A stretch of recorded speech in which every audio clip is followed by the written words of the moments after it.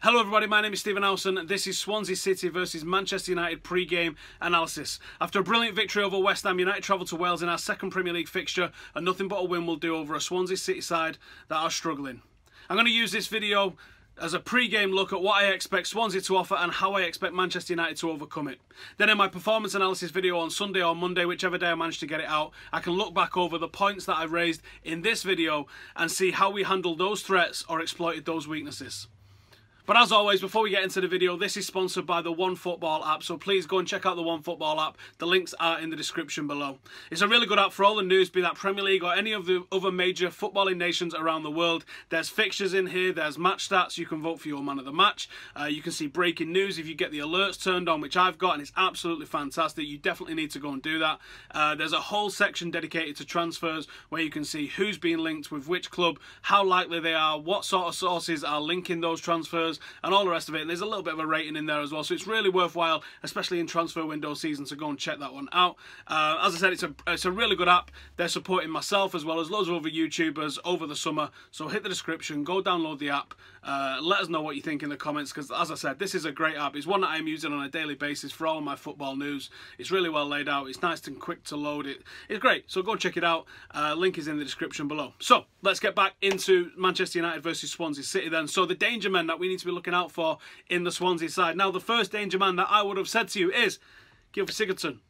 He's not there anymore. Okay. The next danger man that I would have said to you is Fernando Llorente. Not going to play because he's injured. So who are we looking at then? So we're looking at Tammy Abraham, and I think Tammy Abraham has got the ability to cause Manchester United problems. He scores tap-ins. He scores headers. He's absolutely fantastic in the air, actually. I can't just say he scores headers. He's excellent in the air. And you can see why they got him in. He's the perfect backup striker to Llorente. Llorente is excellent in the air, 6'3". I think Tammy Abraham might be 6'2". Or is he 6'4", actually, Llorente? They're both massive, either way. He's got good hold at play. He can be physical with the defender. He's good with the ball at his feet. And there's a bit of a touch of Paul Pogba about him. He likes the spectacular. He likes the tricks. He likes to dribble out of play from deep. He's a really good player. And he's definitely the main man that I think Manchester United need to be looking out for. Stop Tammy Abraham, and I think you can stop Swansea from scoring altogether. So, playing style. Swansea like to play football. They like to play a style of play that's better than the side that they actually really are, to be honest. They play good passing football to feet. You don't usually see this from teams that are lower down in the table, and Clement saved them from relegation last season. You expect the teams like this to be going a bit more dogged, a bit more direct, but they don't do that. They like to play good football. They play it on the floor. They like to move a midfielder or a defence around. They did this away from home against Southampton. They was actually fortunate to get a draw there. I didn't think they was as good as Southampton, but they was fortunate to get a draw, and they do go away from home and play football. They don't close up shop. They don't go direct. They play nice football on the floor to feet. This has been a bit of a Swansea trait, to be honest, since Kenny Jackett. They've also had Roberto Martinez, Rogers, Laudrup, maybe not so much with Bob Bradley, but Clement has picked up where they all started, and he is continuing to play football with them. And I like Clement. I think he's got a really good manager. I think he's got a good grounding of experience being an assistant to Carlo Ancelotti, the likes of Chelsea, Bayern Munich, Real Madrid. So I think he's a good manager, and I think they're going to do all right under him. He did well last season to keep them up. He did all right with Derby in his brief spell as a manager there. I think he's a good manager that is looking to do football the right sort of way. They like to attack using the flanks. They look for the fullbacks to play balls into the channel, and I think especially against Manchester United, who will be pushing up, will be leaving only two centre-halves and possibly Matic in the middle of the park. They will like to try and exploit the space behind our fullbacks as we're going to be pushing forward, looking for them to create stuff for us. There will be space for us. That's something we need to be looking out for. Tammy Abraham is quick enough to try and get onto a through ball from midfield. But I would play Matic and Herrera, and I would stop that. I think you can go man for man in midfield, and I think Mourinho probably will go 4-3-3 up against them and prevent that from happening, which is why I think their main outlet is going to be into the channel for their forwards behind our fullbacks. And they're going to be looking to get a crossing. They use Routledge and Ayew to do this, and they're proper old school wingers in the sense that they will look to get to the byline and get a first time crossing, and that's where Tammy Abraham or Llorente, when he's not injured, comes in for them in that style of play. They like a big man in the middle that likes to get his head onto stuff, and Tammy Abraham has got the ability to do that. You can't let him get in front of you, because they like the ball played into the near post, or they can go to the back post. You can't let him get in front of you. if he gets in front of you, he's going to win that header, and then you're just hoping that it's not on target or the keeper's able to do something about it. But this is their major threat. In behind the fullbacks, first time crossing for Tammy Abraham. That's something that we definitely need to look out for. It's a decent front three, to be honest, and it's one that I do think has got the ability and the potential to cause us problems. Midfield-wise, I think the midfield three is alright, and I think they're going to play Britton, I think they're going to play Carroll, and I think they're going to play Fur. Fur's the better of those three. I think Britton's the weak link. He passes for passing's sake. He's not going to hurt you. I would probably allow him to have the ball and look to really double up on Fur perhaps when he's in the ball. Maybe go man for man. Maybe Herrera on Carroll, and maybe Pogba and Matic look to sort of target Fur when he's in possession, because I think he's the one that's going to try and create for him. He's the one that plays the key passes for them. He's the one that you want to turn the ball over and then start a quick counter. But I'll come to that in a second, because I think that's how Manchester United are going to win this game. Defensively, the back four is kind of solid, but it's narrow the way it plays. And I think United can really expose Swansea in their back four. I think that's where they're at their weakest. Against Southampton, they was lucky to get a clean sheet, to be honest. There was attacking down the flanks, and defensively there was poor positionally. There was lots of space for attackers arriving late, for that cutback ball from the byline. I think Manchester United, with the likes of Mkhitaryan, could do that brilliantly well. They also was exposed a lot with crosses coming in from wide areas, and that's not just been against Southampton. That was something that they had towards the back end of last season under Paul Clement as well. So it makes me think that's something tactically that Paul Clement likes in the middle of the park, leaves them vulnerable to things like this from wide areas. They don't go out to meet the opponent until they're entering the box, and sometimes when they go out to meet them entering the box, the centre-half and the full-back can get drawn over as well, and that's where the gaps get left in the middle for anybody arriving late, be that Pogba, Mkhitaryan, or even Herrera in the middle of the park. So I think if you use deep crosses from Blind and from Valencia, they're likely to go unchallenged, and a little bit of time, a little bit of opportunity to get your head up and hit Lukaku in the middle, and I think Lukaku's going to win headers. So I'm going to say look out for a Lukaku header from a deep cross for Manchester United to start opening the scoring. Possession-wise, we didn't play them at the Liberty City Stadium under Clement. We had them earlier in the season there, but they did manage to take a point off us, I think it was in April, at Old Trafford. So I've had a quick look at games against the other top six at home at the Liberty to see how they play, and they like to go with a bit of a 4-5-1 in defence, and as I said, they like to try and play football against you. The closest game that I can see to what I expect going to happen for Manchester United is the Swansea and Tottenham game, where Tottenham won 3-1.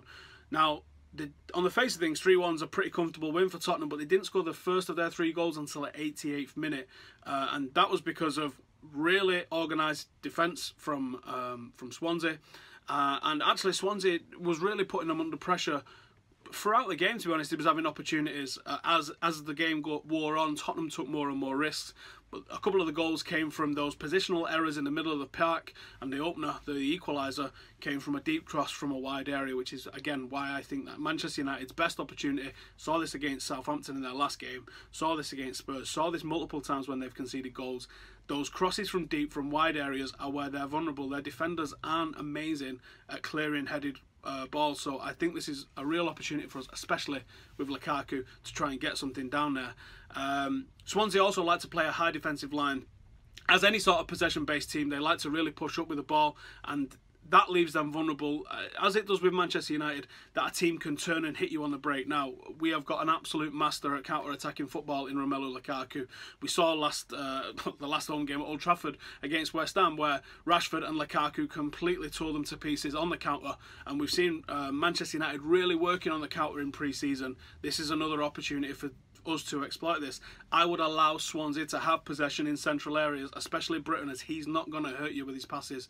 I would look to pressure Fur as it comes into him, take it off him, hit 1 or 2 passes to get it either out wide, using Rashford or Valencia to get forward because they're extremely fast players, and get a cross in for Lukaku, or you can even find Lukaku yourself in a channel if he's aware enough, get the ball into him and just allow him to go one-on-one with the defenders, and I'm backing Lukaku to do that there. So I've changed my score. I've been saying 2-0 on Full Time Devils on the preview and on the podcast. I'm going to say 3-0, possibly 3-1, with Tammy Abraham getting a consolation goal for Swansea. Starting 11 wise, I think they're going to name an unchanged 11 unless there's an injury that I'm not aware of. I think they're going to see the same 11 that they lined up against Southampton. They've got a very thin squad. They don't have the options United have. And I think United should go match them 4-3-3. And I expect Manchester United to do that. I would go with Big Dave in net, not really much of an option there. I'm going to name an unchanged back four from last week. I thought they was fantastic. I thought Phil Jones was brilliant, and I think Daley Blind with his passing and crossing ability from the left-hand side is someone that we should be definitely utilising in this game. My only issue is if Ayew is coming up against him, or if they try and isolate Blind with Ayew and Tammy Abraham. Blind is going to be in all sorts of problems because he can't get anywhere near them with a header, and I thought that was one of the opportunities that Manchester United struggled with a little bit against West Ham, whereas Blind was targeted a little bit. So defensively, Mourinho might switch that out. I'm not sure who we can switch it out for at the moment, but that would be the area of concern from a United point of view, is if they try and target Blind with Ayew and Abraham, we might have some problems because they're quicker than him, they're bigger than him, they're more physical than him. You're going to have problems against Daley Blind there, but I think what he offers you going forward, we're going to be all right. So, unchanged back four for me. A midfield three of Matic, Pogba and Herrera. Just want to see that midfield out there in the Premier League. I think it's an excellent midfield with a lot of balance to it. Herrera's a box-to-box number 8, doing defensive work, putting pressure on that Swansea midfield, but also getting into the box, creating stuff and hitting a final ball for Manchester United at the other end of the park. Paul Pogba, this is time to get freed up. This is a game that Paul Pogba can be pinging passes into the channel, in behind this advanced Swansea line, and maybe even getting on the score sheet himself. And then going forward, Mkhitaryan, who I think has been on an unbelievable purple patch at the moment. I think that his pace and dribbling has got the ability to cause problems in this Swansea defence. But I also think Lukaku and Rashford, just for that counter-attack. I mean, Lukaku's playing anyway for the aerial threat, but Rashford over Martial on this instance, because of that dogged, speedy counter-attacking threat that he offers. But I wouldn't be surprised to see Martial, and I think Matt is the one that's going to miss out, unfortunately. Because Swansea like to sit off in a 4-5-1 when they don't have the ball. In the Tottenham game, they left Ayew up front. I think they're going to go a similar sort of way. I would expect Abraham to be left up front to try and stretch the play a little bit, or maybe look for a counter-attack in behind where Daley Blind is, because I think Valencia could probably catch him. So I would expect Abraham to peel off to Jones's side to maybe look to get in between Blind and Jones when we've got the ball as a counter-attacking outlet for Swansea. And I think when we've got the ball, they're going to sit off in a 4-5-1, and I expect Juan Mata's tools, Juan Mata's abilities would be to try and break a team down like this. But the way that these lot play, I don't think his tools are going to be needed. And I think the options and the abilities to score against Swansea come in a different form. So for me, Juan Mata sits this one out, which is unfortunate because he was excellent against West Ham. We go man for man in midfield. We look to the wide areas to create as they don't close you down there, staying quite narrow.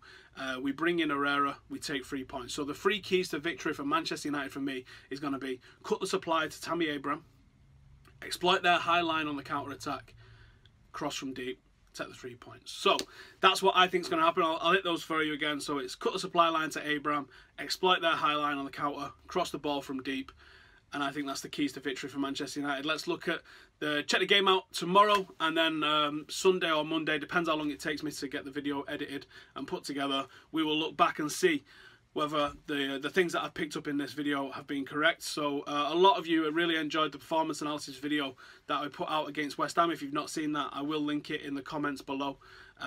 Let me know if you're enjoying these videos. This is the sort of place I envisage taking the channel a little bit more, rather than just talking direct to camera, edited videos, talking about stuff that you don't usually find on YouTube. So if you're liking this kind of video, please let me know in the comments, and I will see you on Sunday or Monday, whenever it goes up, for the performance analysis of Manchester United versus Swansea. And hopefully it's 3-0 United, 3-1 United, and we've scored goals the way that I expect us to score the goals. Thank you for tuning in. Please subscribe if you're new around here. I'm trying to get 50,000 before Christmas. I think that'd be awesome. I think that's pretty achievable as well. So if you are new here, please subscribe. Get your comments in. Who do you think is going to be the danger man? Who do you think is going to be the winner for Manchester United? Are we in danger here, actually? Because I'm very confident going into this game, but I've been wrong before, haven't I? So let me know. Are you confident? Are we sleeping on Swansea a little bit here? Is there potential for a shock? Or are Manchester United in too good a form, on too good a high at the moment, and going to be too good, too strong for them? Let me know in the comments. Thanks for watching. See you in a bit.